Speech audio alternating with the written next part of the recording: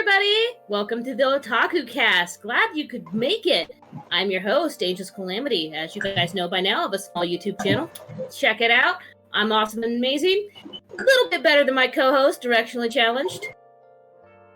Not possible. Always. Hey, everybody. I'm Directionally Challenged. Welcome back. You know me. YouTube, Directionally Challenged. Pleasure to have you here.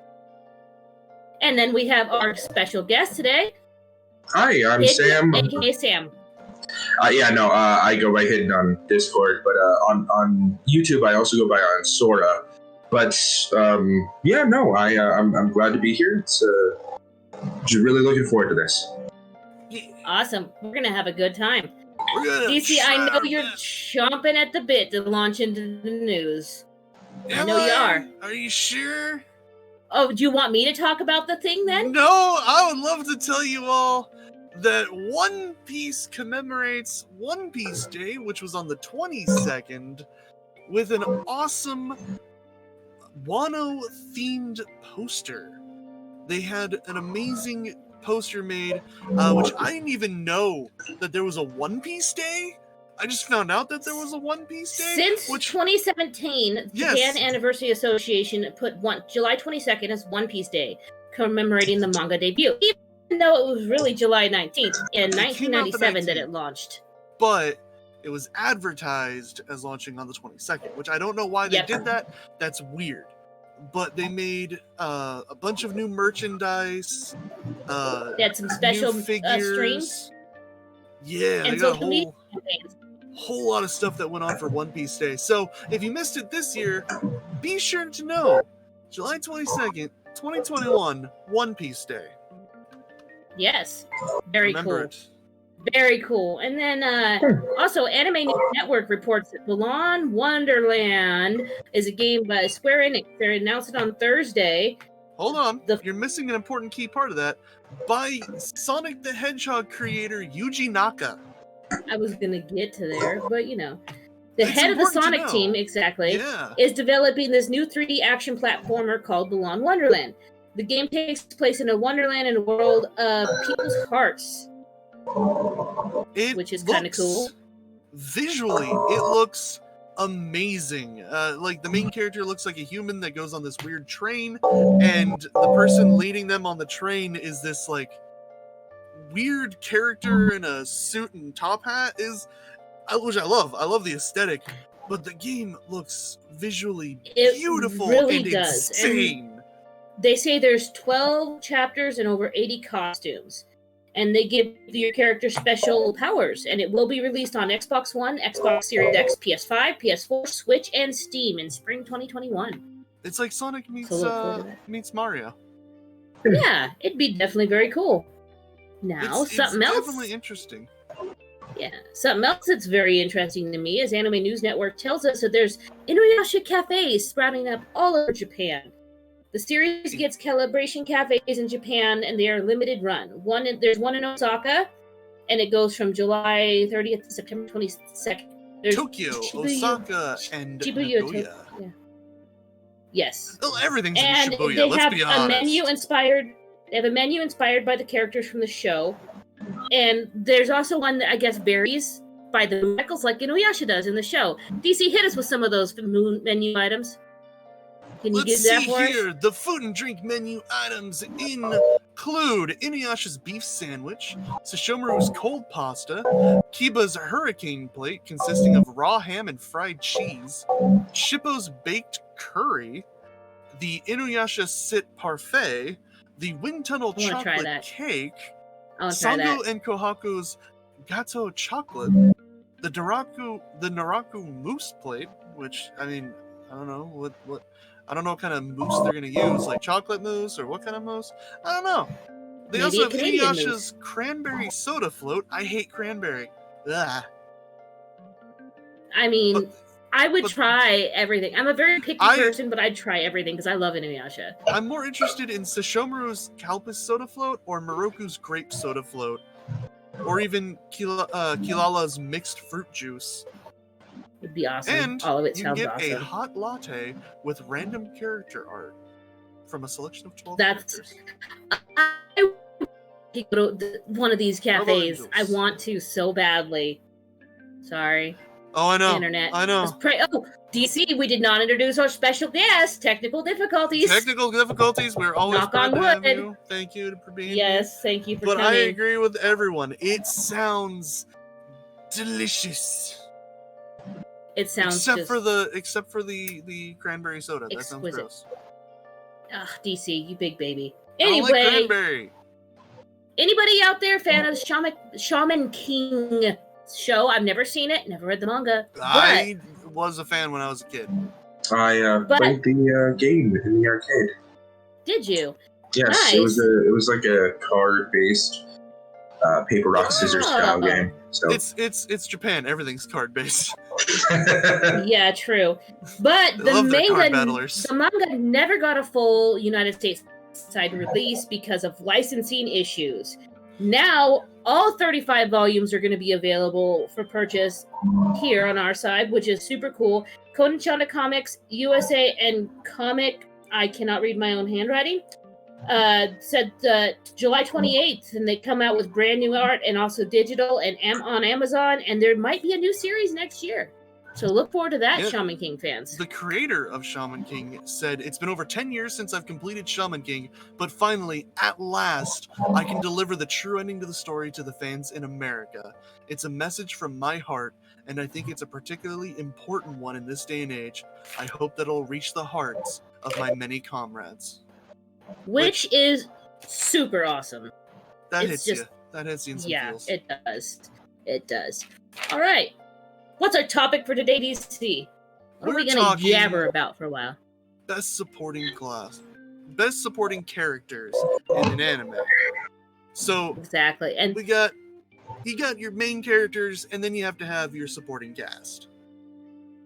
there's a lot of characters. It's a blurred line on who's definitely support and who's main, but we're going to try to just mainly use like actual supporting characters here.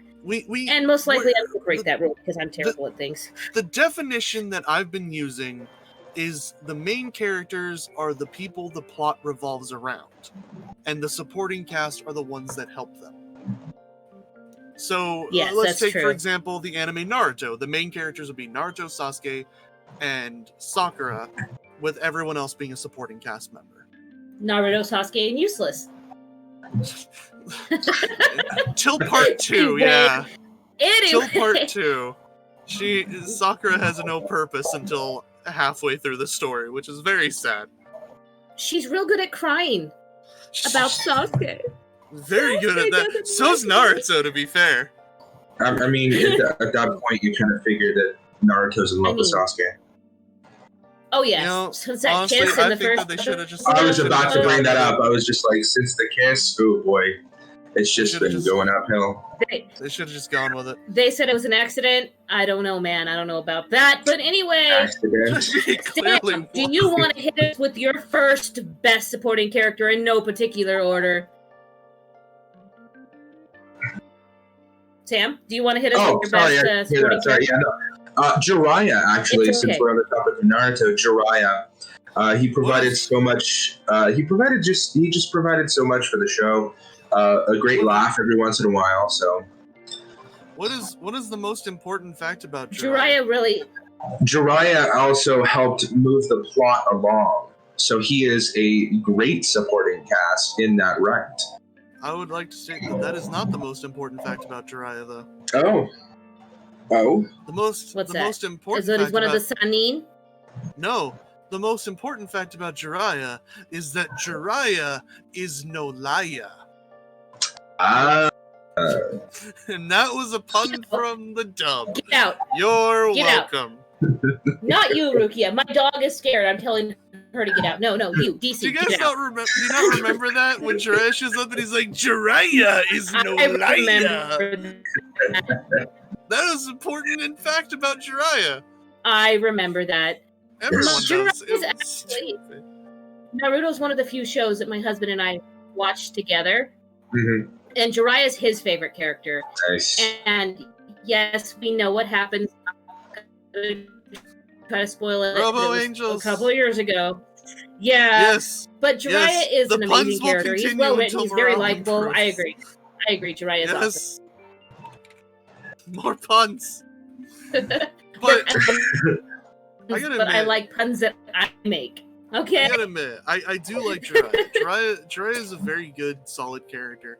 Jiraiya really does force a lot of the plot to happen. A lot of things don't happen without Jiraiya.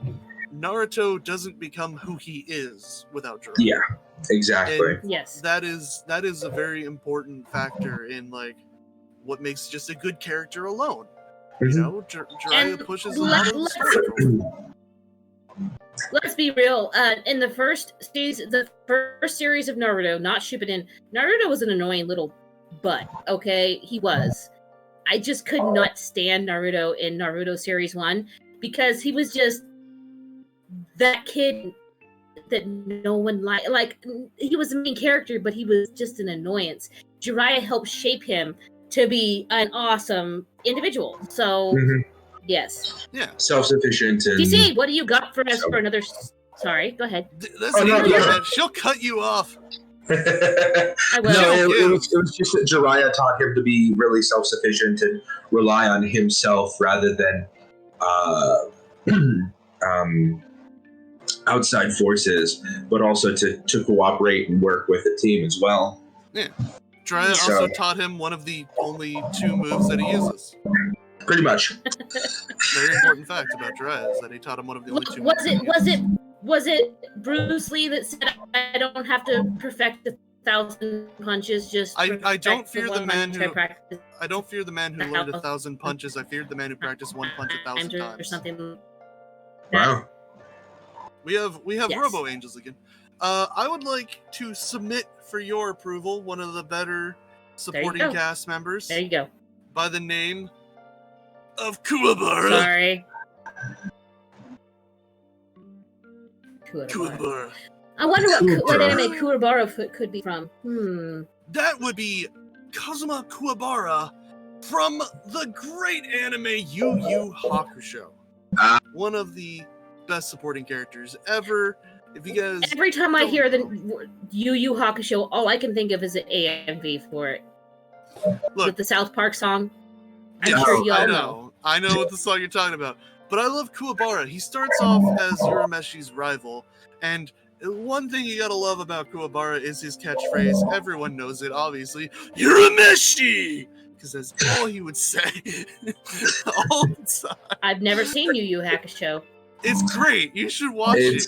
It's been years, so It is glorious. But Kuwabara is a character that he's one of the rival characters that becomes important to the plot, and he joins Urameshi's team, and he helps him out and moves forward. And I don't want to tell you guys too much if you haven't seen it, Angels, but the people who have seen Yu Yu Hakusho know that Kuwabara becomes a very powerful character in his own right. He becomes a very one of the He's too strongest hot. humans just in general, which Yusuke's team is composed of two humans and 2 demons, and he's like one of the strongest humans, which is very impressive because Kuwabara's Yeah. ability is pretty much he just makes sword. He turns his energy into a sword. That's pretty impressive. But he has Look, I this, thought everybody did the finger gun thing in that anime, so I don't know. No, that is only Urameshi. Oh, wow. that's the dude with the. Yeah, that's the main character. Gotcha. But the thing Gotcha. is that Kuwabara, he has like a kindness to him that's shown in the anime where most people think he's just this normal delinquent, beats up people, gets into fights, but you see him caring for like a stray cat, and you realize like he has a lot of care in him. It's just he's a delinquent, but a delinquent with a heart of gold. Aw, There you how go. cute. He is very much like Joey from Yu-Gi-Oh, but better. Ah, Joey. Aw, Joey. He's like a Joey. better. He's like a Anyway. Brooklyn Rage. Ah, dude, You I let was Joey hoping you would alone. reference. I was hoping you would reference. Give Yu-Gi-Oh! me Bridge. those pants. Anyway, we're gonna move on. Joey's a secret closet furry. Okay, we will talk about one day. Mark my words, everybody. We will talk about anime memes and whatnot like that someday. But that day is not We'll talk today. about it someday. Someday. Only if you like, comment, share, and subscribe. I'm just kidding. Anyway, Death Note, Ryuk, That's my one I'm going to throw out there first. All right, And Ryuk. I love Ryuk. I love everything about Ryuk. Just his neutral chaos, borderline just evil chaos all the time, and his love for apples. I just love Ryuk. He's best boy. Did you know that Shinigamis love apples? Yes. Did you? Do they? What? What? Did you? That's really weird. Ryuk. Ryuk has to be one of the best characters because it goes back to the fact if it wasn't for him, the show would not be moving forward. Exactly. He is the driving force. Yeah. He's the driving force. And he does it out of boredom. Yeah, kind of exactly. Which is the ultimate reason. He literally, the reason he even dropped the Death Note in the first place was boredom. He all of that because Ryuk was bored. Because a death god got bored. And I love it. By the way, I am definitely Team Light. So fight me. I'm Team L. I like L better. Okay, so I kind of figured that we're not going to bring up the atrocity that is the live action film. No, that doesn't exist. Good. We don't talk about Netflix. That's in the same boat as Dragon Ball Evolution. Yes, exactly. It doesn't exist. We don't talk about it. No one talks. Yeah, yeah. Even our commenters are like, yeah, we don't bring that up. No. Would I be? I haven't even watched that because I heard how bad it was, and honestly, I was disgusted in my husband because I've been trying to get him to watch Death Note for a long time. It's short, it's sweet, it's really good. And I come downstairs and he's watching Deathflix on the TV, and I'm like, you dare know. And he's like, what? It's really good. I'm like, we're getting a divorce. The only good part, I will say, there is one saving grace of that movie, and that is Willem Dafoe as Ryuk, and that is it. Yeah, that's. I watched like a clip, and I'm like, that's acceptable. Everything else is trash. Yeah. The only acceptable thing about Dragon Ball Evolution was the riff tracks done by Team 4-Star. Wait, Team 4-Star did the riff tracks? Well, thank God! No way, that's cool. I love Team 4-Star. They did a riff tracks for it. It's hilarious. It's really great. It's really great. It makes it watchable. Nice. Alrighty. I love Wolfang Gun. It's my favorite. All right, let's get. What else we got? Who else you got? Let's see here. I would have to say Choji. Let's see here, Choji Suitengu from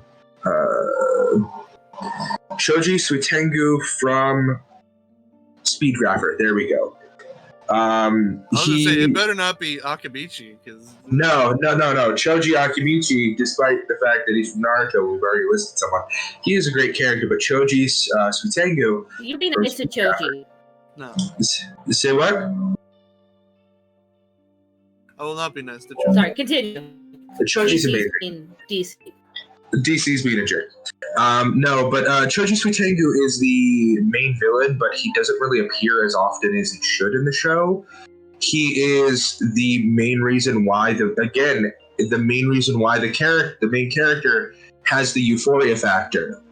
The euphoria factor is a sort of disease that a character can get, and will if they go to the goddess and receive a kiss and get her blessing, they will become what's called a euphoric, and they will have special abilities based off of their deepest, darkest desire.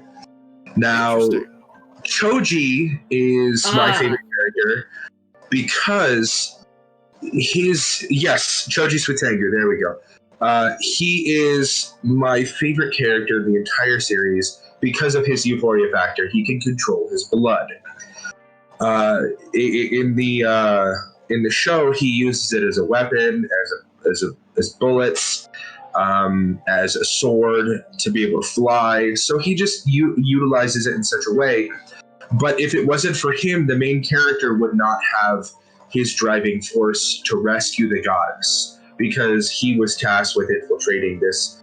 I'm not going to go into the plot because the plot is crazy, but he was tasked with infiltrating this underground community, and the main character Tetsumi Saiga, he got kissed by the goddess and became a euphoric himself.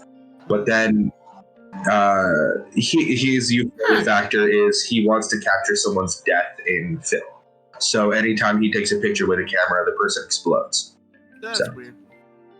That's some Fatal Frame stuff there. It definitely is, but it's a really good show, and I highly recommend it. I've never seen Surfer. If anyone in the comments has, let us know. But it sounds, especially the way you describe it, sounds interesting. It's such a great show.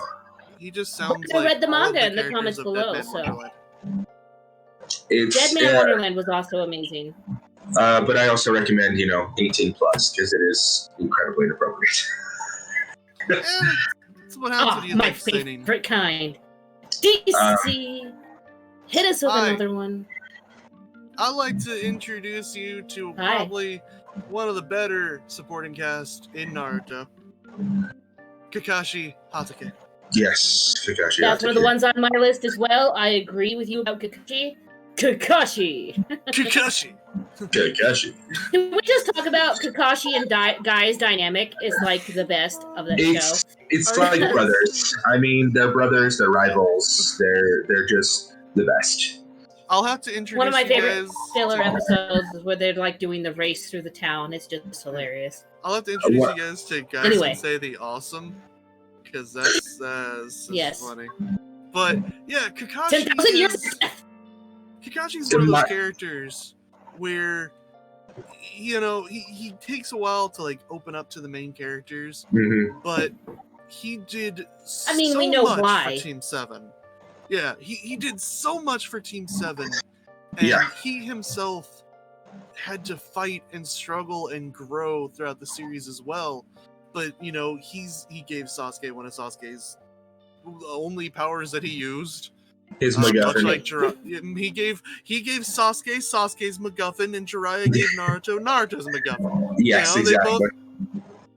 They both were tweeting given 1,000 birds. Yeah. I'm going to attack you with angry bird lightning. Be careful. That is a really dumb name when you think about the name of it. It sounds cool when it's like cool attack though.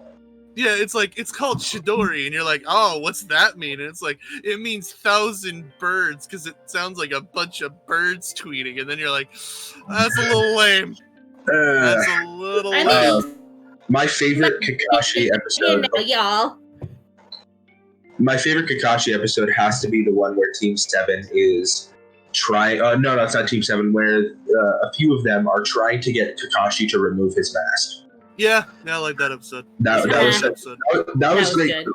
That was just all trying to, like, all of the main characters in the class. I think it's funniest because, like, at the end of the episode, he does take off his mask, but you don't see it, so he can eat.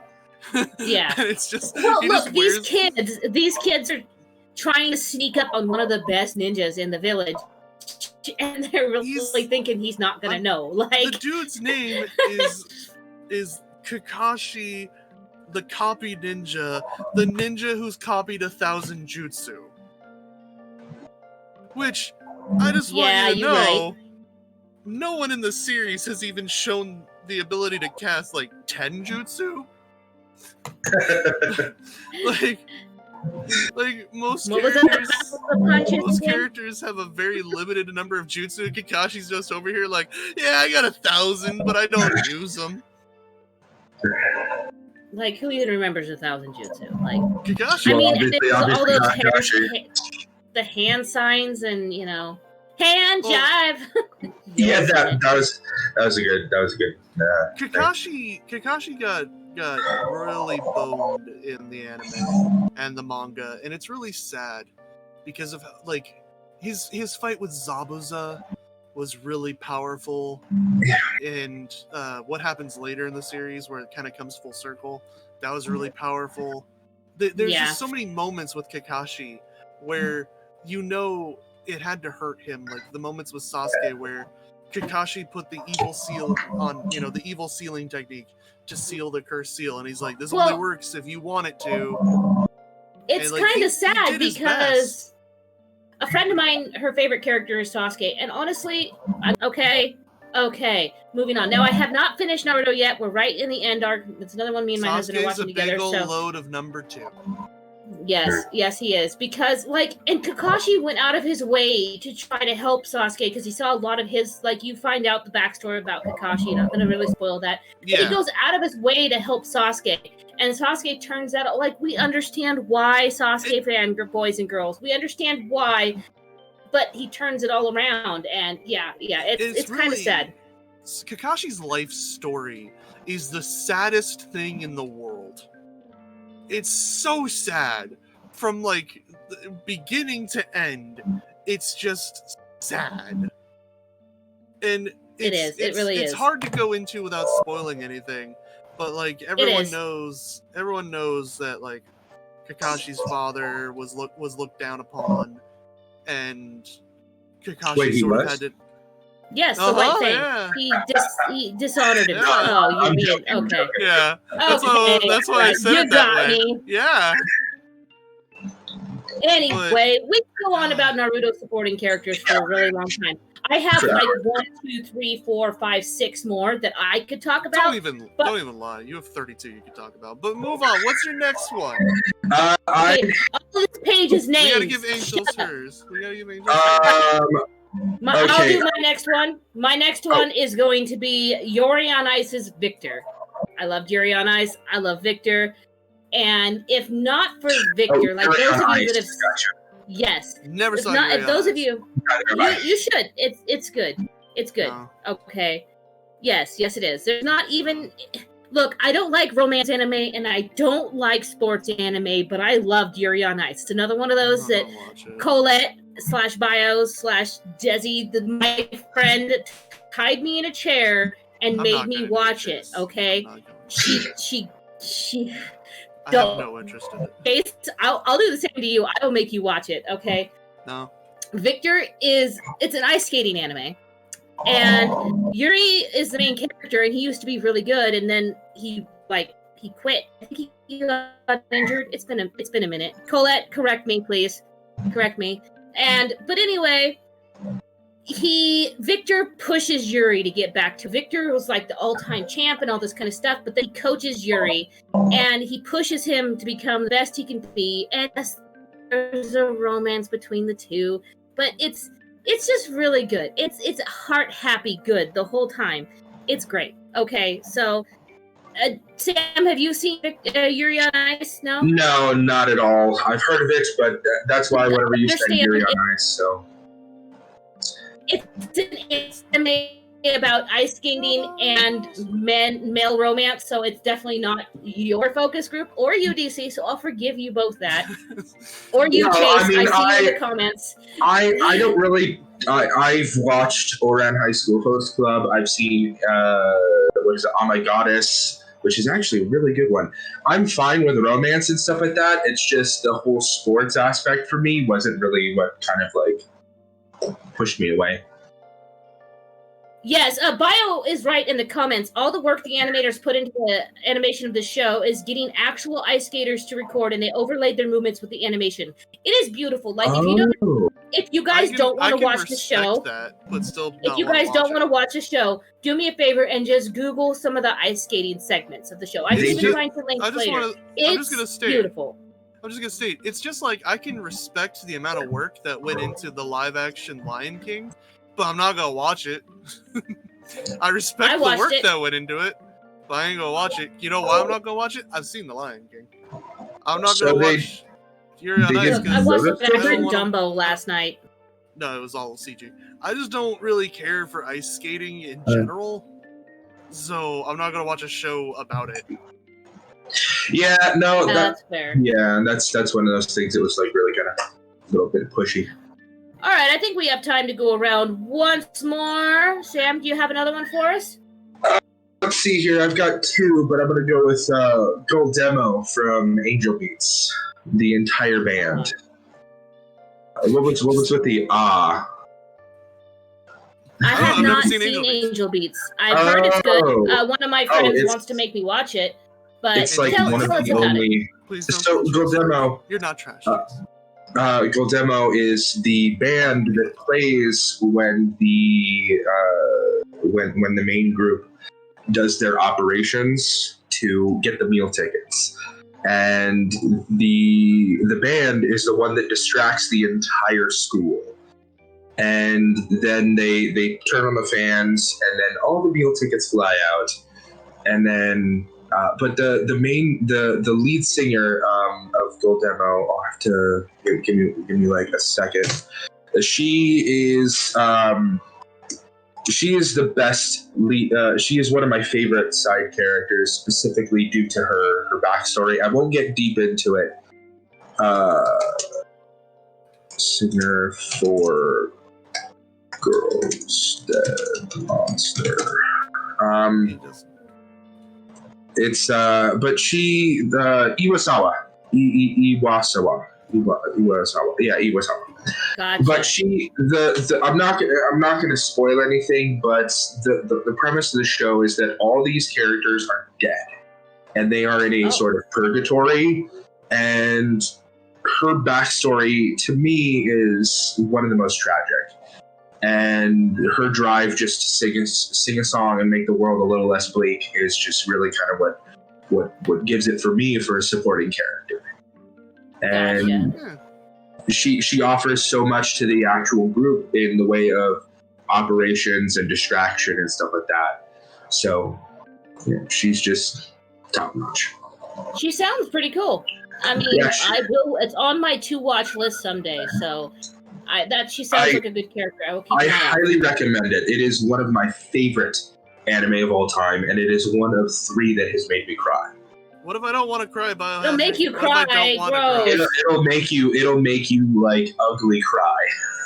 Gross, Well, I mean, no. One Piece made me cry over a boat, so yeah. Well, so cried for a boat. Yeah. Yeah, aka Colette, also agrees that it's a great anime. So if you guys haven't watched it, check it out. DC, do you have another one for us? Yeah, I do. You know got? him. Do I? As the Flame Alchemist, Roy Mustang, Full Metal Let me Alchemist. cross him off my list. I think Right. Dean Machine will agree with me here. Roy Mustang is one of the best characters in Full Metal Alchemist alone. Not just one of the best supporting characters. Yes. I have I'm to seeing agree. it in chat. Mustang is the best. Hearts Like, Roy, okay, yes. Edward is my boy, but Roy Mustang, he's awesome. He's awesome. The Flame He really- Alchemist. The the hero Flame of Alchemist. the Ishval Can we Civil War. all take a moment and remember that scene where he absolutely laid into that one certain homunculus? Just in case those of you who have not seen it, which what is wrong with you, go watch Full Metal Alchemist Brotherhood. It's the best anime ever made. Anyway, One of the best supporting characters of all time, Dean, you are correct.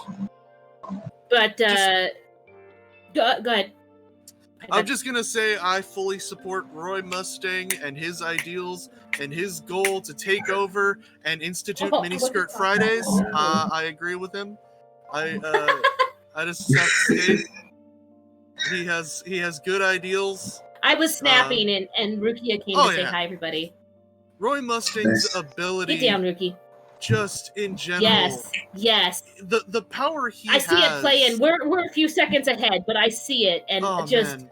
I love it. I love it. I need to start watching this anime then. Oh yeah. Roy, you've not seen Full Metal Alchemist, Sam. You are in for a treat. I am actually currently watching Brotherhood right now, and I really like what I'm seeing. I love the way that the alchemy has a defined set of rules, and that's what really kind of attracts me to the show. Yes, it's a very good show, and it's even, we've just kind of touched on this before, but even the original Full Metal Alchemist anime was down. Behave yourself. Apologies, guys. The original Full Metal Alchemist anime was good. It was nowhere near as good as Brotherhood, but even then, it was still good. But it's just Roy, not the ending scene. I saw that you it's raining today. The thing I really want to touch on with Roy, though, he comes off as like a selfish, arrogant, like jerk, but he's not. He cares deeply for his friends. He cares deeply for like Edward. He wants the best for them. He wants the best for the nation. He questions, if he's doing the right thing. He cries over the loss of his friends because he doesn't want to lose them. And exactly. He took a power which, if you think about it, is a simple, super simple power. All he does is he has gloves that create a spark when he snaps. That's really all it is. Yep. And he put alchemist circles on his gloves to allow him to control the intensity of it, which is what allows him to ignite the air. They have like flint fibers in them. Yeah, and he creates explosions with that. And, they're like, oh, well, alchemy needs, alchemist circles. So he's like, I'll put them on my gloves. Problem solved. And he just took this simple premise and made it into a powerful ability that took him to, like, the upper echelons of the army, And yes, he did so much to help Edward. And, I don't want to spoil anything. It's just what he goes through, where he ends up, the things that happen to him. You feel so much for this character. And he just keeps on pushing forward, too. He does. He's got it. Nothing stops him. Nothing stops him. I gotta agree with you there. Roy is amazing. It just everything about him. Well, I do not have one that'll top that for sure. I do not have any character I think could actually top Roy Mustang. The last one I'm gonna mention is probably, man, I have so many and I did get to use them all, but Todoroki from My Hero Academia. Yes, I'm gonna mention Todoroki, my icy hot boy, and he. Oh, okay, gotcha. I know who he is. Todoroki, right here. This, yes, Todoroki. Mm-hmm. And, okay, when you first see Todoroki in the show, he's a jerk. He's not that mean, And then as you come more to find out about Todoroki, about his character, and what he gives him, Todoroki becomes so relatable and so... Well, maybe relatable is the wrong word. Sorry, maybe Steam not. Machine. Todoroki is pretty cool. Icy hot. Yes. Yes. Haha. We live for these puns. But he mainly uses his ice at first because he's actually half ice and half fire, and it's just because he hates his father, which is Endeavor, for what his father has done to his family and his mother, and how his father pretty much used his mother as a breeding dam to get the highest quality offspring child with the best powers that they could. The idea was I understand him. The idea was to breed someone that could counter the downfalls of his fire ability. That was pretty much the whole plan for Todoroki's existence. This anime is definitely on my watch list, so.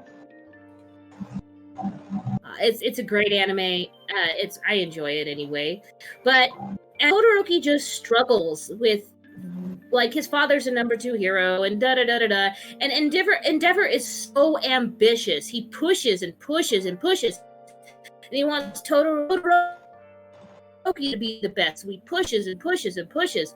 And he wants... Yeah, He still wants to be You've gone all robo on us. Still wants to use his quirk to help people and save people. Just listen to us. She's roboting.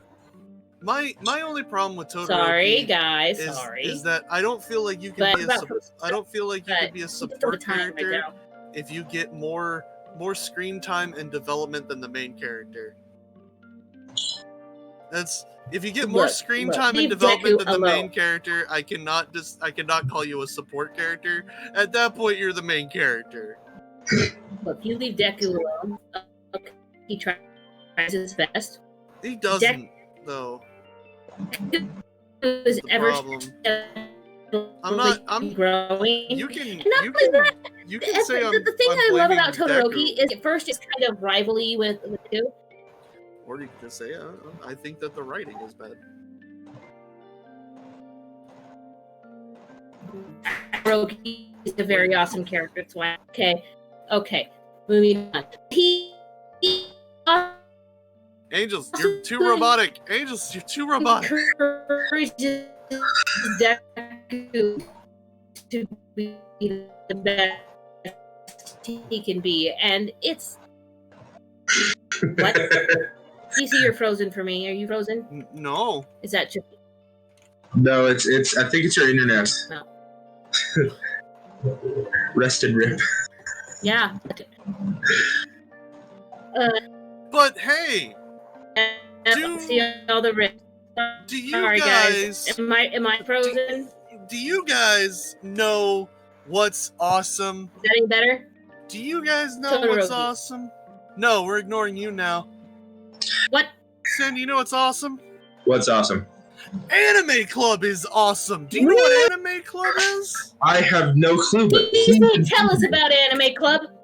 Anime Club is what we do on a weekly basis every Friday at 7 p.m. No, Eastern, baby, 4 no. p.m. Pacific Standard Time, and you can join us by joining the Anime Club voice channel in the server. You just gotta Of go course.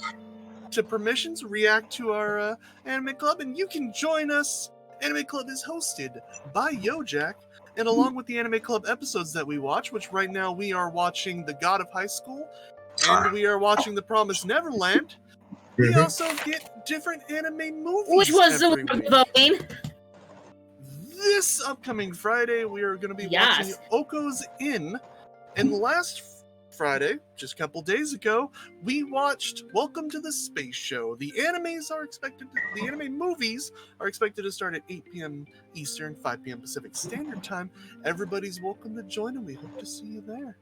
So Awesome. I'll definitely check it out. Yes. Should we move on to the animes we watched this week?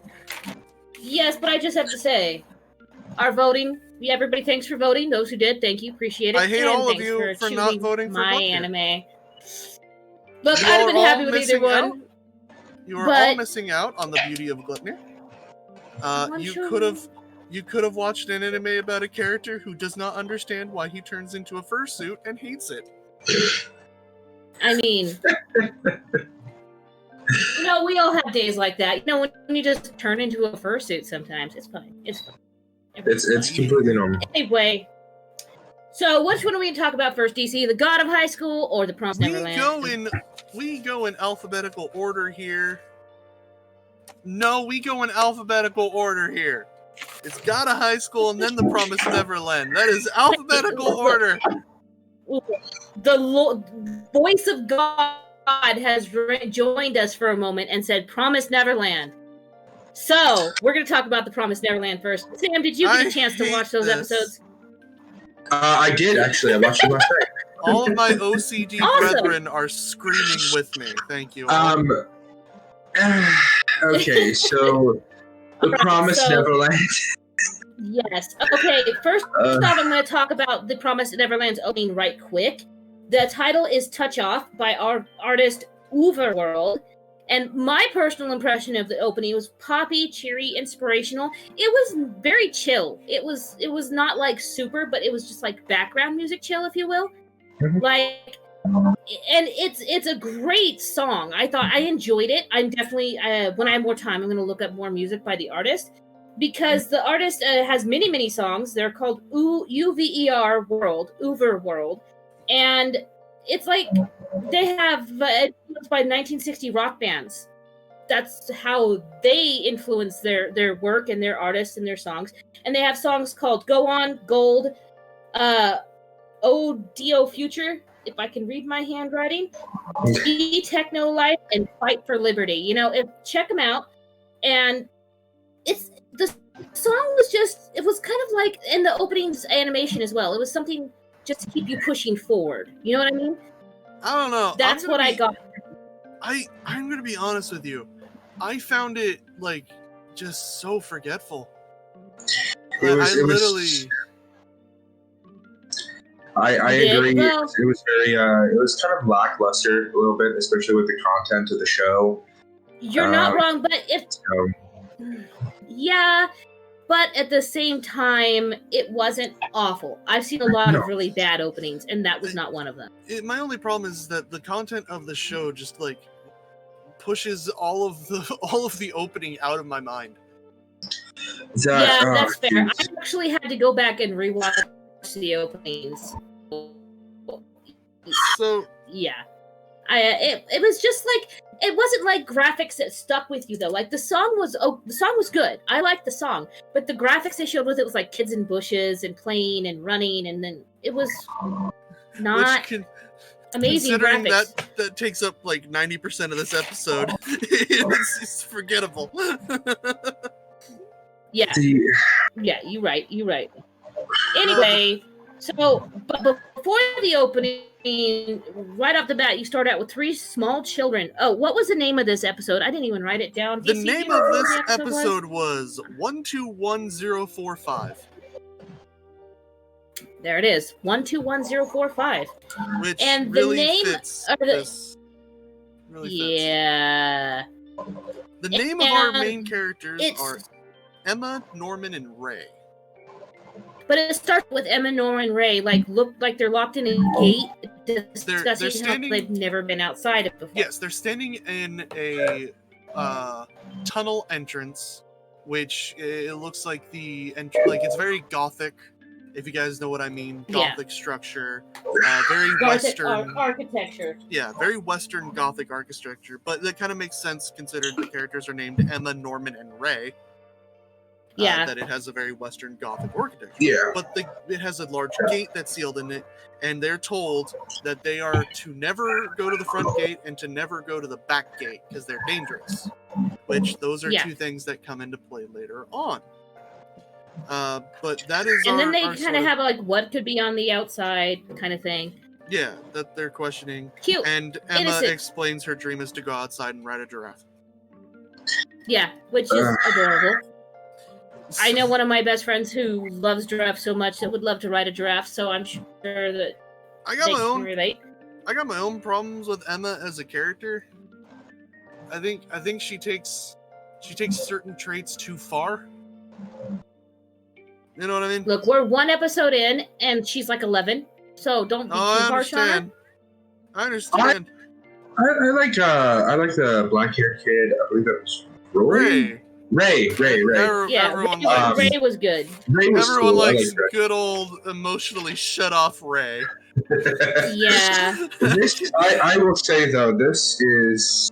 I mean, I watched both of these anime, God of High School and The Promised Neverland last night, and dear Lord, The Promised Neverland.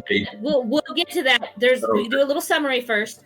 Yeah. Okay. So then the kids are older and they're all like living in this orphanage, and there's just a whole bunch of kids 6 a.m. wake up call. 6 a.m. wake up call with big sis Emma helping all the little kids get dressed and get their shoes on so that they can go down and eat breakfast. Mm-hmm. And it's just cute little kids, and the other 2, Emma and the Ray and Norman are all 11, so they're the oldest kids there. And they're some of the oldest. Mention a mom. Yes, the mom character. Yeah, they mentioned mom character, yeah. Well, yeah. They mention and then you meet mom, and you also find out that there's 38 other children all living here at this orphanage. 38 children. And the most peculiar thing, they all have tattoos. They all have tattoos of numbers on their neck. Which numbers, just black cut block number tattoos. I want to bring this up because this is important to me. I want to bring this up. I think the manga, because there's a twist. There's always a twist. But I think the manga handled the twist a little better than how the anime went about it. Because the anime really made you go, Yeah. Are we talking about the twist in the first episode? We'll get there. Okay. So basically, the kids. Was I the only one that thought it was a little early for that? Yeah, that's what I mean. We just started. Yeah, so the Yeah. kids are taking the next thing after breakfast is they take this exam where they only have like 11 seconds to answer the questions. Like all of the 9 questions. seconds. Yeah, like 9 seconds to answer all of the questions. Oh, I thought it was 9 seconds to answer. Yeah. I believe it was 9 seconds per question. It didn't seem like it was the That's way what they I got worded from it too. But either way, they had to hurry. And then the oldest, they all get perfectly on the test. Yeah. So, of course, they've probably been doing three. the test every day for years. Well, the thing is that So then they're talking about like no one gets perfect, and it's setting up that these three characters have been exceptionally smart from the beginning. Which, in all honesty, I don't know how Emma is exceptionally smart, but I understand how Norman and Ray are because they act it. Well, it was explained in the episode that Emma was not very. It's not that she wasn't smart; it was just that she was really adept at learning. So Yeah, that was their literal explanation. had a child. I think she just has good memory. Yeah. But anyways, they take a weird test, and one of the kids is upset that, Norman got a perfect score, and he's all like, I challenge you to tag. And tag in this world is not what I expect tag to be. Yeah. Tag in this world is basically hide and seek. Except Pretty on much. like a huge plot of land. Yeah. So Norman goes out to capture all the kids. So they're all out there, 37. and yeah. And this So is where then, you find Emma and Norman at the fence, and Ray joins them. I was gonna say we have to pull back on that just a little bit because this is actually an important moment story-wise and plot-wise, because this is where you discover that Emma is able to outrun Norman, because you're skipping ahead. Emma is able to outrun Norman, but Norman is able to capture her by using deception, because Emma's a good person and he uses that against her. And this is when they go back and they explain, Ray says that Norman has strategy, and that is how he beats Emma. And that is very important to remember and to note. It is in the rematch I'll give you that. Where it's everyone versus Norman that they end up at the gate. Mm-hmm. And they have that debate. So anyway, Ray talking about how can the gate be dangerous if it's only yay high and there's nothing out there? And he's like, why do they not want us to go out there? The gate is literally waist high to an 11-year-old. Yeah. Exactly. And some more kids come, and they kind of talked about how adopted siblings don't ever write to them. They never none hear of the from kids their ever adopted write siblings. back. That was Emma believes that they're just so happy with their new family that they don't have time. And then also Emma's like, you know what? I could totally stay here. I want to stay here at the orphanage and help Mother out forever. And I'm just like, exactly. Yep, you're piling it on. You're piling it on. And then we get little, what is her name? Connie. I want to be a mama. At least in the dub, her name was Connie. Her name is Connie. Connie. It was Connie. That was such a... Yeah, little Connie who wants to be a mama. Connie's adorable. With her little and bunny. She has her little bun stuffy. Her little bunny. Yes. And, and we find out that Connie's getting adopted. She's getting today. adopted, and she's... Here's the thing I'm trying to figure out. Because I've watched this scene, and I had to rewind it and watch it again, and rewind it and watch it again, because I'm trying to figure this out. Connie has the bunny at the front door, correct? Correct. Yeah. Yes? Right. All right, we all know this. They leave the house immediately. Connie and Mama leave the house immediately and walk out. Mama is then singing a totally not creepy at all song while she's walking with Connie. Oh no, that song was just totally not creepy. And then we get to Emma, who finds the bunny in the dining hall. That was... Yeah. Where did the bunny get? How? That was definitely... Look, animators? It was a plot bunny. Ye old plot bunny. Really, I was trying to figure... The animators somebody messed that up big time because I was trying to figure out. Look, this is not the only plot bunny we're going to be discussing today. So no, but anyways, so Emma and Norman. Yeah, that's actually very true. Emma and Norman run out to try and get the bunny to Connie before they leave, because that's Connie's bunny. That's her bun. Yeah, that is her she needs her bunny. Everyone needs a bunny. It's very important. I support all people having a bunny. All people should have bunnies. DC. You should run for president. I will run for president like that one guy who said all people need a pony. That's Vermin Supreme. Yeah. So, I have a question. I got 3 here, outside. You can have one of them. I have a question here, that though. is. When they go, the gate is open, and so they go through the gate, and they're like, "We'll just get in trouble together." But they go through the gate. Why did the background have to be 3D? I don't know. The background was 3D. The background was 3D animated. But it wasn't awful. Like, I had to double take at it. Be like, is that 3D? That's 3D. Eyes. It messed with my eyes because it's such a jarring, like, when you have the 2D characters that are clearly two-dimensional, clearly hand-drawn, with 3D animation behind them that clearly looks computer-generated, my eyes don't know what to focus on because it looks wrong. It doesn't mesh well. It was. I will say that was a very weird scene for me. The just the way that everything looked, it just looked really out of place. Yeah, but we went forest to like facility. It was weird. It was weird. They investigate. There's no one there. That's there. Yeah, they investigate the truck that's There's there, a truck. and they're like, well, and there's no one there. Yeah, and let's just leave the bunny in the back for Connie.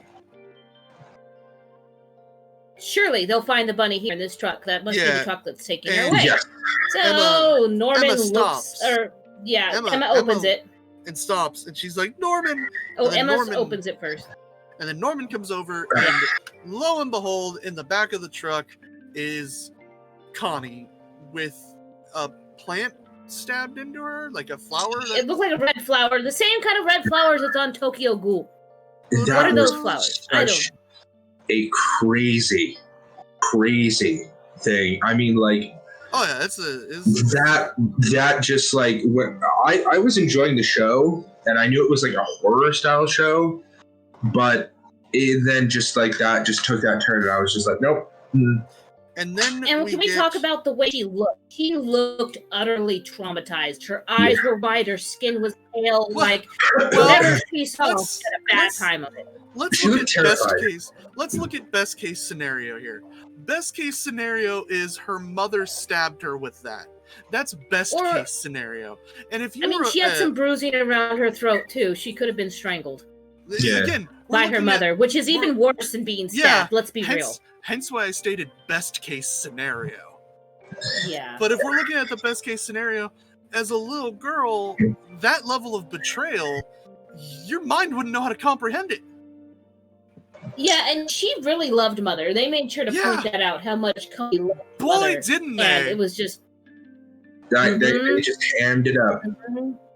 Yes, they did. We get the reveal that some people are talking and they're coming out, and so Norman and Emma have to hide under the truck, and it's monsters. Those things are freaky.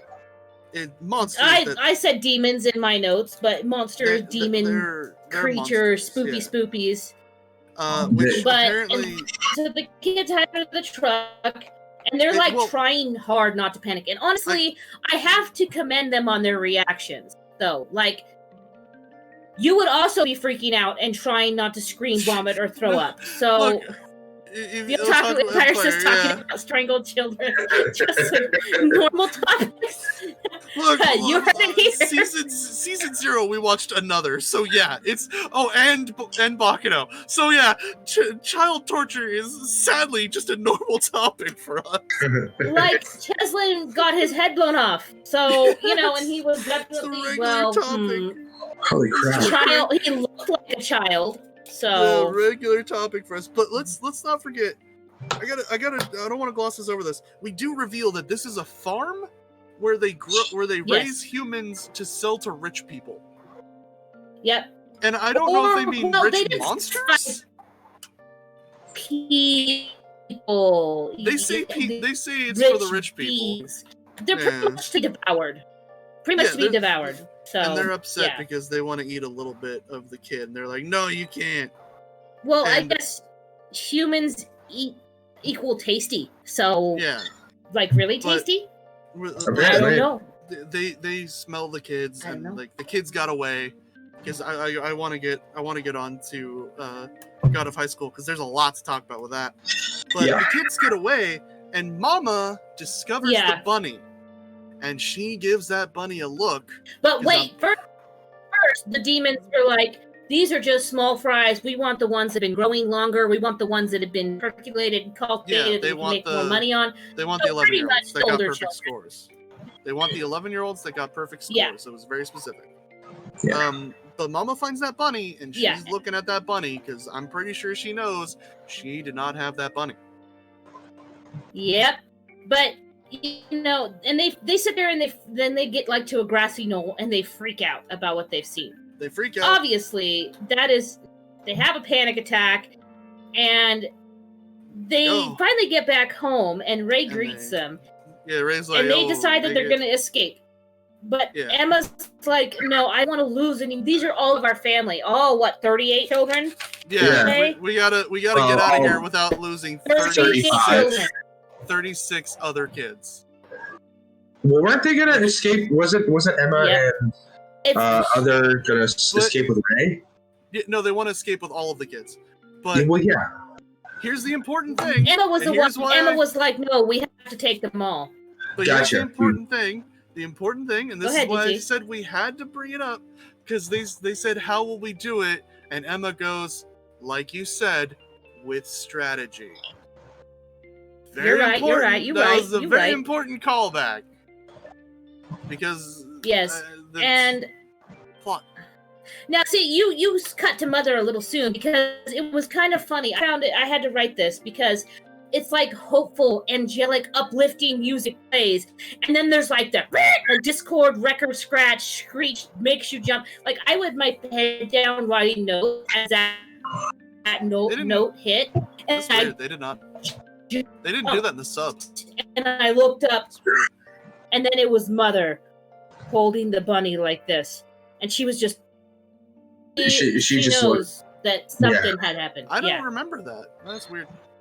That was at the end of the episode. The Otaku Empire said yes, they did. See? Yes, Chase. Human cattle anime. Pretty much. Yeah, hey, Chase, I bet you think that sounds familiar. But anyway, and the ending, it was very, very short. But the ending for that anime, it was me.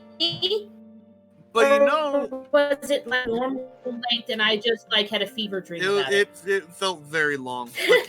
But do you know what wasn't a sad, depressing anime? You know what wasn't sad and depressing? God of High School wasn't sad and depressing. Such a great anime. Oh, here I was thinking you were going to talk about Glipnir. No, that also is not sad and depressing. That's just. Woo. Was Baccano levels of chaos. It was. Am I still roboing, guys? Wrong. I want to state this. You are wrong. It was not Baccano levels of chaos. It had a coherent plot structure that moved chronologically. I will say that this was... You're just mad because Baccano was all over the place. Despite the fact that it is a webtoon, it is a really good, really, really good show. It is a very good show. I just don't like the formatting of the actual manhwa itself. Yeah, I don't like webtoon formatting because it's like really long, and the panels go down instead of like wide. So it's really annoying to read, and that's the only reason why I don't like it. Gotcha. But we get God of High School, episode 1. Wait, the opening. Hold on, set up, stand up. Tell us about the opening.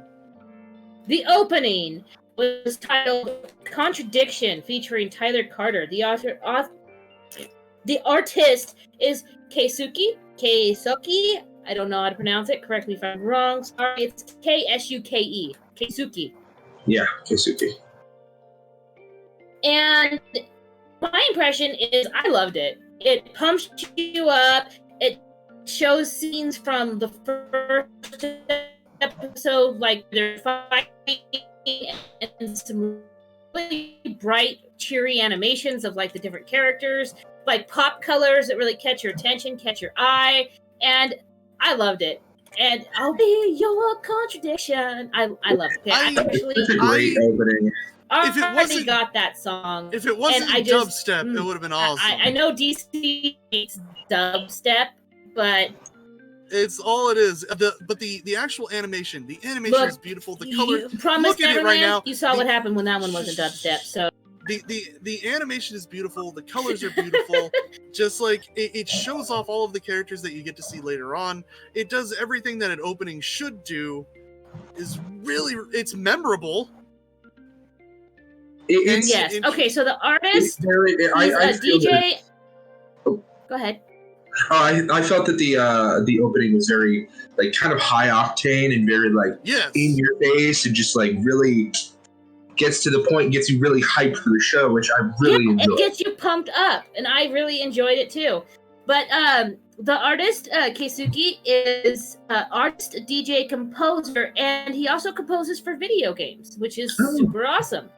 And in 2016, DJ Magazine named him as one of the top 100 artists of the year. I just want to state one thing though. The most disappointing thing about this anime is that they didn't have the rapper guy do the intro to the anime, because I would have loved that. Oh, that would have been cool. I would have loved him doing the intro. I love that guy. And some Korean rapper guy is my favorite character. Some other songs by the artist are "Breathing Again," "Pool," "Young Knights," and "Young Knights' Favorite Mistake." "Young Knights" and "Favorite Mistake." So yeah, check them out, and I enjoy their music. So, his music. Chase, but now it is very much like League of Legends cinematic. It is very true. So we open up on some politicians or lawyers or businessmen, people of power. Corrupt people of power, exactly. There we go. And they're on a beach, and they're getting massaged. And one of them is calling the prime minister. Phone calls, making threats. Yeah, calling Prime Minister Park. And they're talking about we'll show him who really runs this country. And pretty much, I thought this was interesting. So a big storm hits the island after they hang up with him, and they're like, we're going to show him in court. And I'm like, I don't know who you people are. What are you doing? But a storm hits the island, and not only a storm, like the birds fly away, clouds hide the sun, the wind gushes in, waves are going crazy. And then something falls from the sky, and it's got a big cross on it. Which is important. You see the reflected in one of the dude's eyes. Yeah, it's important because we cut back to the Prime Minister Park staring at a mural full of mythical creatures.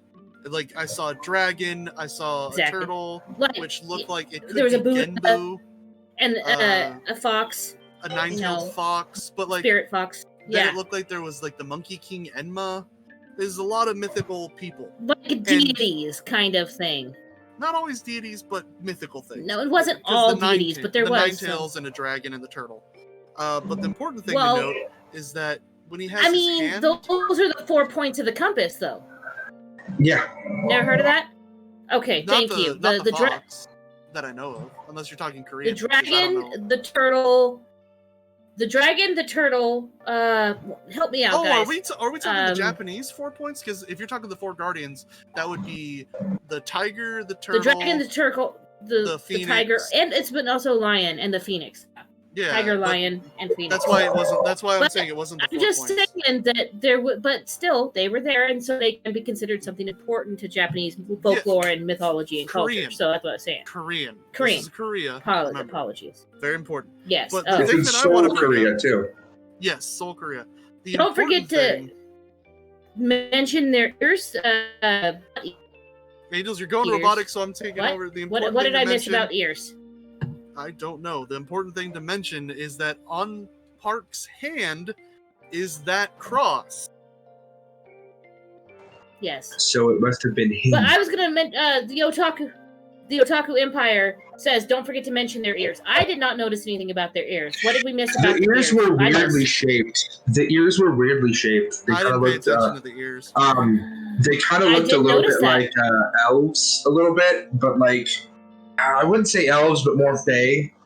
So I only noticed that every one of the main characters seemed to have like their ears were very red, and their noses were more red. But I actually, now that you mention it, I did notice they had very elfin fae ears. So yeah, you're right. I'm blanking on that one because I don't could definitely be ears. Prime Minister Park Mujin. But and it's also, then it we goes get, to a helicopter, yeah? Yeah, that sees that the island has a palm print in it. It's straight out of Kung Fu Hustle. If you guys ever saw it's Kung such a Fu great Hustle, movie. you know what I'm talking about. Then Yes. it's straight out of Kung Fu Hustle. That was the exact idea because it was just boom, and then you get the palm print, you got the stuff on the sides that's still living, and then you got that cross right in the middle. Right, and that was just like, and I was just like, whoa, what the heck is this? The power of the god of high school? But no, it's the whole prime minister person. Yeah, at least it's inferred it's the prime minister because it showed and it's got the palm and stuff somebody like that. just got flipped down.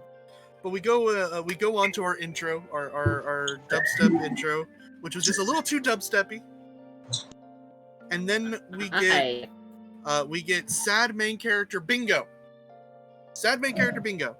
Yeah. It's in black and white. It's raining. Well, all of the other people are first faceless. it's the grandpa comforting. No. Yeah. No, because I'm just mentioning the things that are around him before the grandpa is there, physically there. He's talking, but yes. It's raining. There's sadness. The kid is sad. The people are all faceless. Yes, no. Then you got grandpa comforting him, telling him he can finally go to school. But then, grandpa disappears. He walks off and disappears, and the main character wakes up and it's a dream, and clearly the main character lives alone. So that's 6 out of 6 sad character bingo. Yeah. So I lost internet there for just a second. So I'm gonna turn off my camera, let my internet turn on, and just. The important thing to remember about God of High School here, this is very important, is it's at least 2 tropes per minute. That makes sense now. It's only 2. Look, it slows down as it goes on. But in the early stages, in the late stages, it's 2 tropes per minute. In the early stages, it's about 30 tropes a second. It's really quick. Can we take a second when we get to the arena to make an observation about one character, and that is We'll get there. I think it's important. I'm gonna pray to the gods of technology. The camera's gonna work again. You're still Robo. But it's important to know that the main character is clearly late for something. Hey, listen. I'm doing my best. Because, boom, trope. He's so strong, he breaks his alarm clock. So he's got to go. He's got to get on his bike. So, boom, trope. But then, speeding through, almost hits an old lady, and then boom, flies trope. off a cliff. Because he was distracted by the fact that he almost hit the old lady. So boom, another trope. And when any reasonable person, no matter what world you live in, you're flying off the cliff on a bicycle, you're gonna be like, oh shit, I might die. Sorry, editor, I forgot to warn you first. But this one, he's just like, yeah, this is alright. Because you're forgetting one thing, Angels. Boom, trope. You gotta remember it's tropes. And anime characters are not afraid of heights at all. Yeah. So Look. I know it does a lot of tropes, but honestly, I thought it did well. Honestly, like it was very entertaining. It did it well. Like it did really well for the fact that it was. But it was just like it's funny to note Just it's like trope. It's Okay, just then rapid we skip fire. like Done. a TV thing, like a TV, and then today is a God of High School Martial Arts Tournament. Preliminary starting today. People are overexcited about it. We see some possible contenders, like a dude who works at a convenience store, and a girl who... I have to get here first. Boom, trope, because he worked overnight the late shift because he needs money before the contest ever even started. Okay, That is kind of trope, yeah. He's the character that needs money. No sleep kind of thing, yeah. Yes, he's the character that works hard because he needs money. Look, it's me, okay? I'm the character that works hard because I need money. But then we get the weird glasses girl, which boom trope. And then the weird glasses girl that stops to ask for directions. Yes, but I actually wrote this down. It's the ditzy person that's actually a skilled fighter trope. Huh. Notice who she asked was like a bunch of just real muscly, like big boys that are all just because they didn't qualify for the tournament. Yes, depressed they did not qualify, and they were trying to figure out what make you qualify. Exactly. And then she goes, "Oh, I like her muscles." And then they're all just like, boom, muscle. Ooh, yeah, And then just destroy her clothing. Which where's that trope, DC? Thank you. Yes, thank you. is. Yes, exactly. It's one of the better tropes. It's one of the funnier tropes, and it was used really well in Full Metal Alchemist. Especially if you remember that one scene. If you remember these the one muscles man, have been passed from the Armstrong family for generations. I'm talking the man scene where both of them rip off their muscles and then have the manly. Oh yes, the teacher's husband husband. Armstrong. Yes, okay. They have the manly hand clasp. Izumi's husband. Yes, and then they become best friends. Yeah, because man. Yes. Is that where the handshake meme comes from? No, it does come from the same idea. Okay. It comes from so anyway, you son of a, But back to Bike Boy. Mori, who sees a he's motorcycle hungry and he's hungry and he's tired and he's feeling sorry for himself. Main character lives alone, so he can't afford food. Trope. Boom. Main character. And he also overslept and didn't have enough time to feed himself. Trope. Boom. Trope. Main character needs food in order to be, at his top power. Trope. Very important. We list all the tropes because it's a trope a second at this point. Okay, so pretty much someone on a motorcycle drives by, steals an old lady's purse. Which I'm sorry, it's not her purse. It was her wallet. Okay. Which is impressive if you think about it. In other countries, it's called a purse. So. Thank you. Still, let's be honest here. Impressive to do that while riding on a motorcycle. I will agree.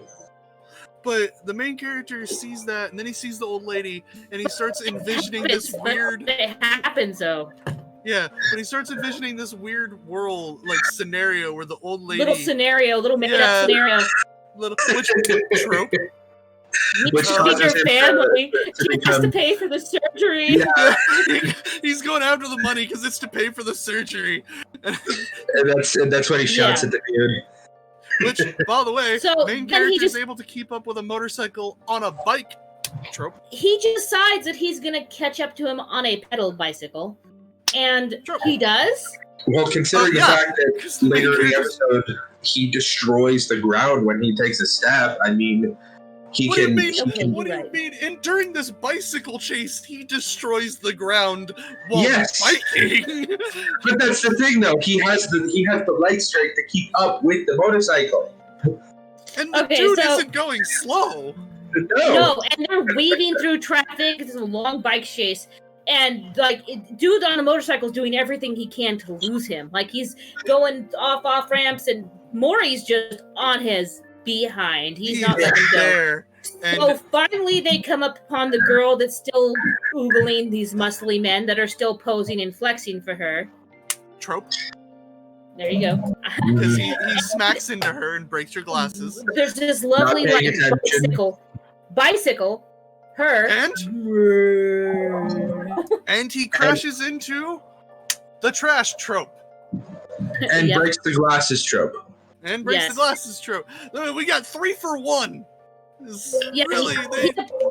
he takes a second to apologize and is like, "Hey, look, I'm sorry. I have to go stop that guy. He stole an old lady's money," kind of thing. And she's like, "No, you owe me." And then it's like it does the little flash forward of his scene again, and she's like, "We got to go stop that guy."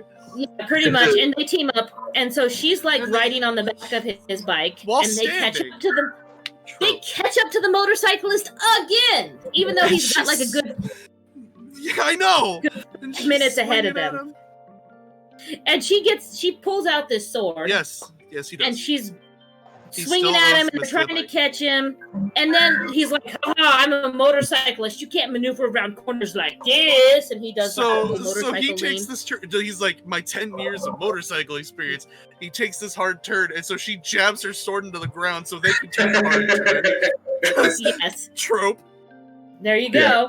You gotta fit him in. Then just before she actually like gives him the final blow, bam! into the street sign. Into the streets. Trope. And then her face is just like imprinted on the street sign. Imprinted on the thing. Trope. Yeah. Exactly. Does the Otaku Empire wonders if Ash owes Misty a bike? Yes. Oh, I answered. Yes, that is correct. Yeah. No, he has never made that. I do want to state, we did skip this, but it's important to mention, at one point, the motorcycle guy takes an off-ramp and goes up, and the main character takes a truck to jump his bike onto. Yeah, you're right. Wow! But, so after she gets crashed in the thing, and the main character is trying to catch up with him, villain throws the money out, because why not? I guess. At this point, how badly do you want that stolen grandma money? Yeah, I know. I mean, come on. Well, he already said that it wasn't barely anything. He's like, yeah. But, and then we see our convenience store worker minding his own business, walking down the street, but he had and caught up to them because he kind of saw what had happened. Boom! One punch him. Right in the face. Saitama, is that you? Saitama, my boy. That was before Saitama lost his hair. I love him. He is one of my favorite characters just for that moment. And he's like, oh, yes. Good. I caught up. Exactly. Which I gotta say, we are ignoring the fact that he was watching Rapper Man. Yes. Oh yeah, he was listening to him. We didn't mention the Rapper Man, so it kind of there was like Rapper this vlogger. Man is just a vlogger who does rap styles. He's like, "Yo, I'm in Seoul and I'm doing," and he's just like, "I'm doing the tournament," and he's just like, he's rapping everything, and I love him. Freestyling everything, and you kind of see an interspersed during that chase in the background. Yeah, and people are more interested in the chase because they're like, "Is that real?" Yeah. Yeah, very entertaining. I just want to state, Rapper Man is best character in the series so far. Well, I'm a little partial to the dude who does Tai Chi. All right, I thought we'd be partial to the big bad at the end of the episode. And we cut to the arena. Yes, we cut to the arena where a man with Usopp's nose. Actually, hang on. That's what I was talking about. The dude with the long nose, Igor from Persona. Yeah, Igor. I made a more. Oh no, I wanted to make a more like reference that more people would probably get. Oh, true. Usopp, yeah, he's got the nose. Yeah, but definitely has Igor's nose from Persona. Definitely. Who wants DC raps for our Patreon? Oh God. Look, you all want to make me do things for the Patreon? Oh, I'll do them. But DC's got to do some rapping too. Make him do stuff. So here's the thing, though. He explains the tournament, and he states that the prize is whatever you want to wish for, whatever your wish is. And I was like, oh, like the dark tournament from Yu Yu Hakusho. Yeah. One wish, which okay, magic powers, I guess. I mean, so then they go to a locker room, which there is still so much to cover, so we're going to have to kind of push past this here. We get introduced to Jin Mori, Han Dayu, and Yu Mira. Okay, so the Mori is our main character, and then the convenience store guy is Han Daiwei. Thank you. And then the girl is Yumira. Can we just talk about the cool little bro fist the dudes exchange? That was cool. Oh, yeah. I guess we're partners. Yeah. Yeah, they're like, cool. Bros. Yes. And Annoying. then it goes back to the ring announcer and explains the tournament preliminaries is a free-for-all. Yes, he literally, well, he doesn't say it's a free-for-all. He just says, you may begin the fight. And they're like, what? He's like, yes, right now. Yeah, pretty much. And everyone's trying to figure it out. But he does introduce the fact that all of them like everyone was in the ring, yeah.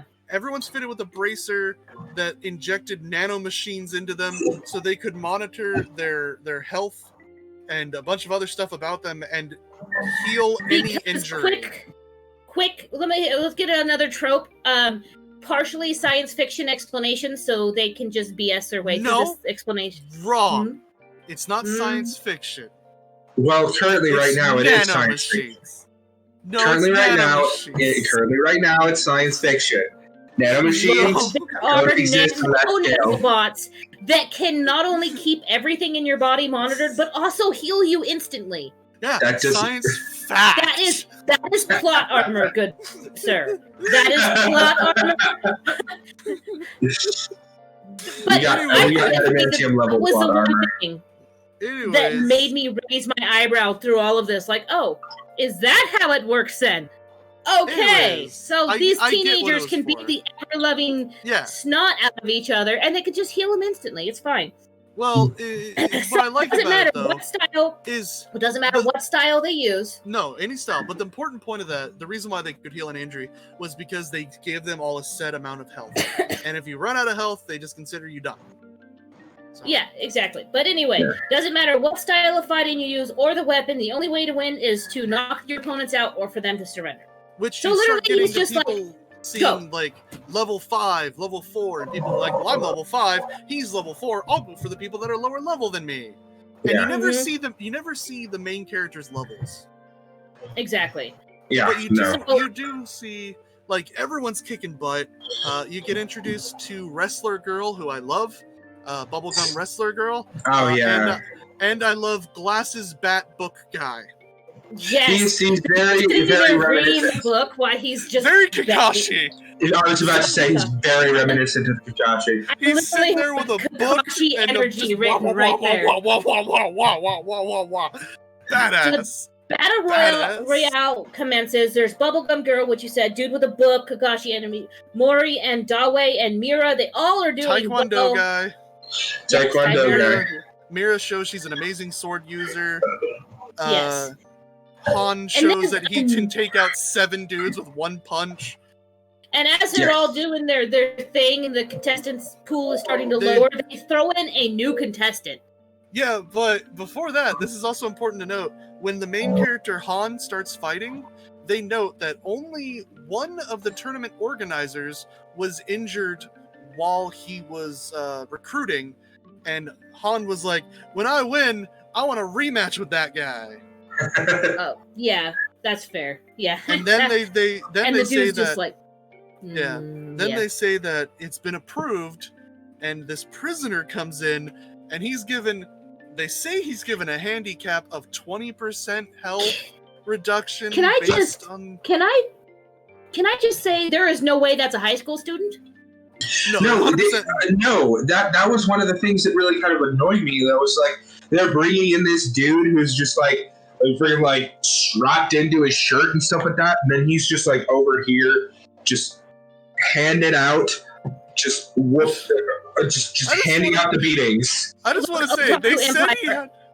I know JoJo is 15, but that dude was like literally in prison. That was comparison to the rest of the characters.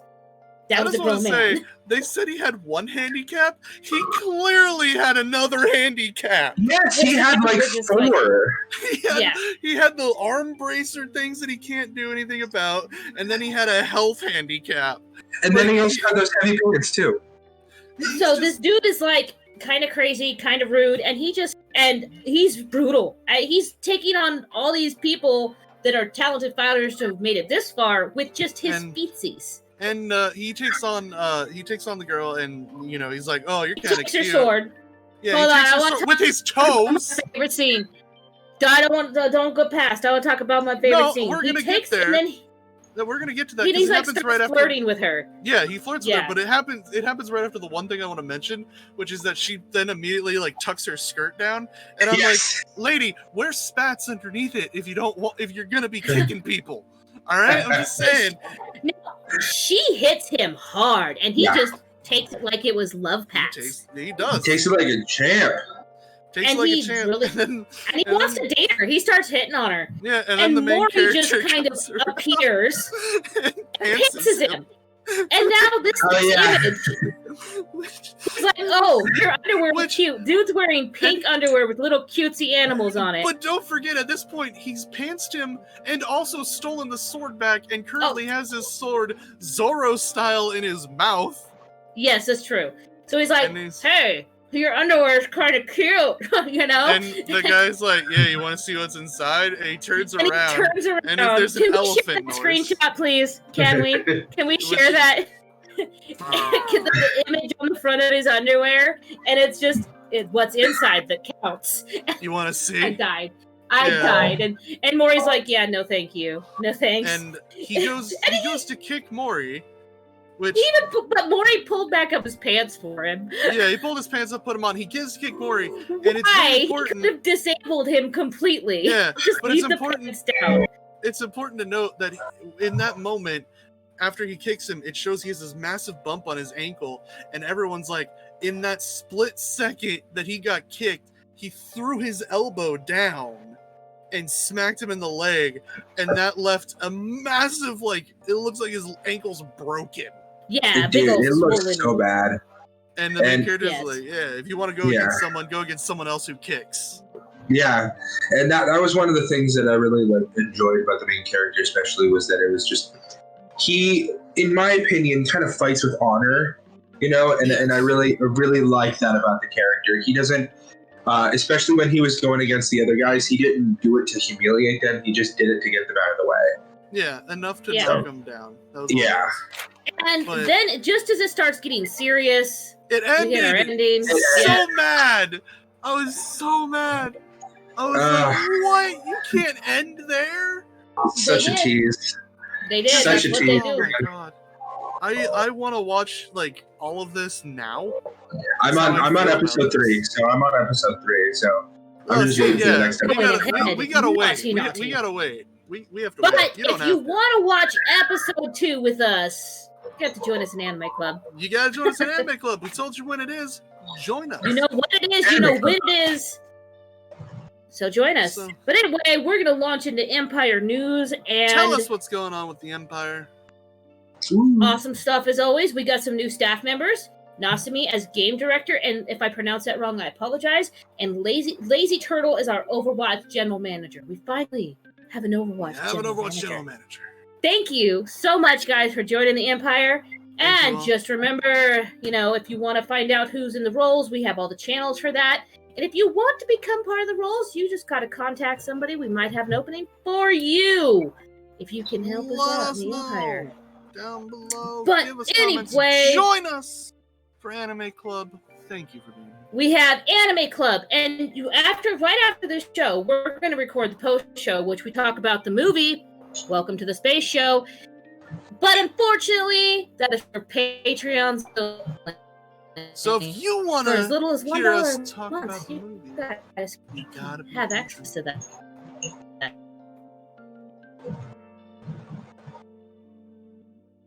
You guys want to join I the think Angels went to Robo. I think Angel went to Robo. In the comments, you don't have to, but Angels went to Robo. Listen out if you don't. Thank you all for coming out. Oh, now turn back on my camera for the goodbye. Do you want to send we'll us out? See you guys next week. Sam, send us out of here, Sam. I have no clue, but hey, thank you for watching. Tune in next time for OtakuCast, Otaku Empire. Great show. Glad to be on. Really excited. Love it. Thanks for coming in. Thank you for coming. Thank you, guys. Say goodbye. Later, people. Bye.